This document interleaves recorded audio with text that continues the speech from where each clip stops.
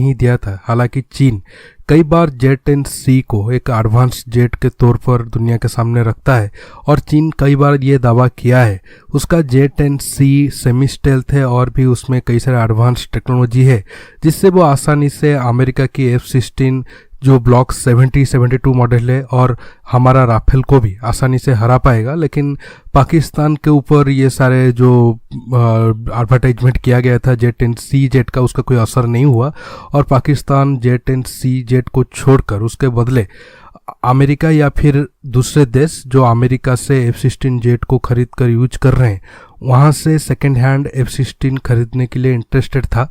आज जो खबर आ रहा है उसी रिलेटेड है। पाकिस्तान इराक से और अमेरिका से सेकेंड हैंड F-16 खरीदने के लिए इंटरेस्टेड था, लेकिन इराक और अमेरिका ने पाकिस्तान को झटका दे दिया है। इतना ही नहीं, अमेरिका तो अब अपना जो सबसे advance air to air beyond visual missile है IAM-120 AMRAAM air to air missile उसे भी पाकिस्तान को देने के लिए मना कर दिया है। मैं आज इस टॉपिक पर आपको एक बहुत छोटा सा अपडेट देने वाला हूँ।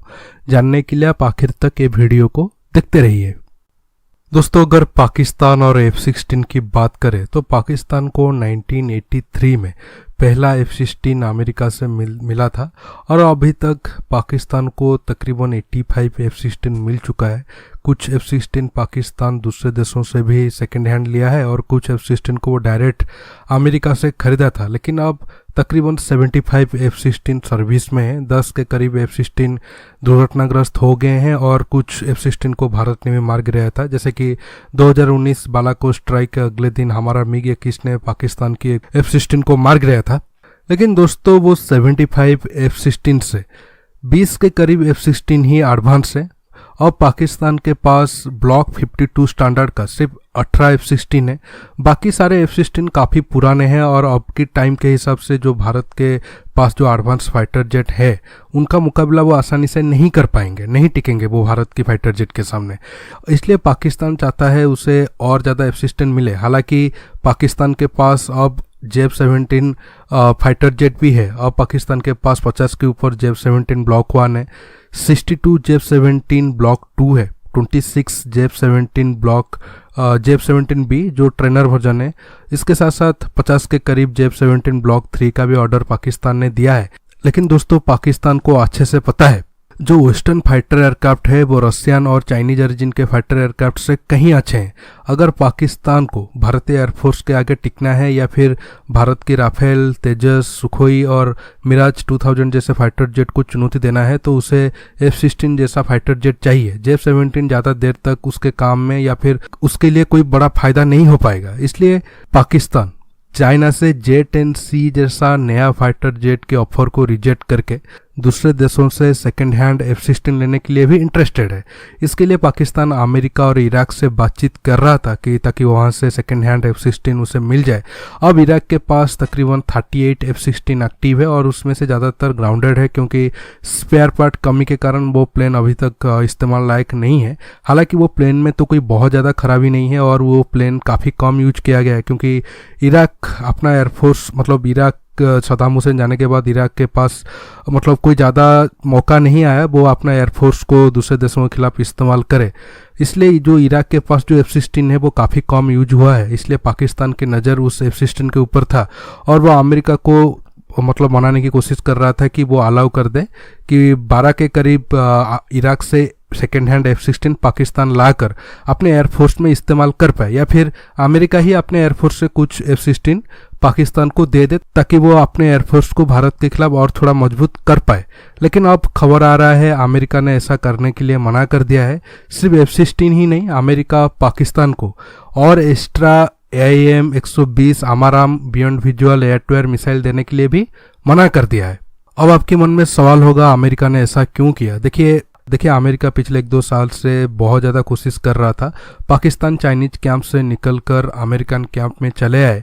अब आप रिपोर्ट सुना होगा अमेरिका पाकिस्तान को बलूचिस्तान में एक नया एयरबेस भी मांगा था, लेकिन पाकिस्तान तो पहले देने के लिए राजी था, लेकिन बाद में चाइनीज प्रेशर के कारण अभी तक कंफर्म नहीं है पाकिस्तान वो एयरबेस देगा या नहीं देगा। अभी भी पाकिस्तान कंफ्यूजिंग पोजीशन में है। इसलिए लग रहा है कि अमेरिका पाकिस्तान के ऊपर और दबाव बनाने के लिए वो सेकेंड हैंड F-16 देने के लिए मना कर दिया होगा। बाद में अगर पाकिस्तान अमेरिका की सारे कंडीशन को मानेगा तो शायद उसे F-16 मिल जाए और जो AIM 120 AMRAAM air to air missile है वो भी मिल जाए।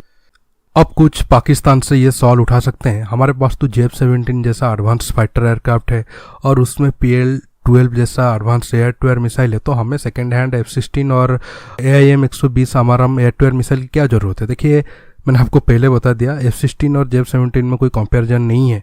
अगर कोई देश F-16 जैसा फाइटर एयरक्राफ्ट इस्तेमाल लंबे समय से कर रहा हो और वो बाद में JF-17 इस्तेमाल करेगा, अगर उसे पूछा जाएगा उसमें से कौन सा फाइटर जेट बेस्ट है, वो आंख बंद करके F-16 को ही चुनेगा।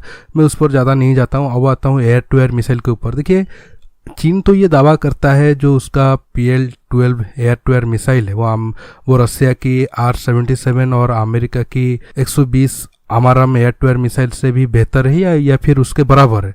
लेकिन दोस्तों, देखा जाए तो PL-12 मिसाइल R-77 का बराबर तो हो सकता है, लेकिन AIM 120 AMRAAM air to air missile के बराबर होना मुश्किल है। इसके साथ साथ अगर हम मान भी ले कि ये दोनों मिसाइल के बराबर है तो उसका रेंज 100 किलोमीटर से ज़्यादा नहीं है। लेकिन जवाब में जो हमारे पास Meteor air to air missile है वो दुनिया का सबसे बेस्ट अब प्रेजेंट टाइम में एयर टू एयर मिसाइल है और उसका रेंज तकरीबन 150 किलोमीटर है। ऐसे में पाकिस्तान के लिए टेंशन बढ़ना तय है।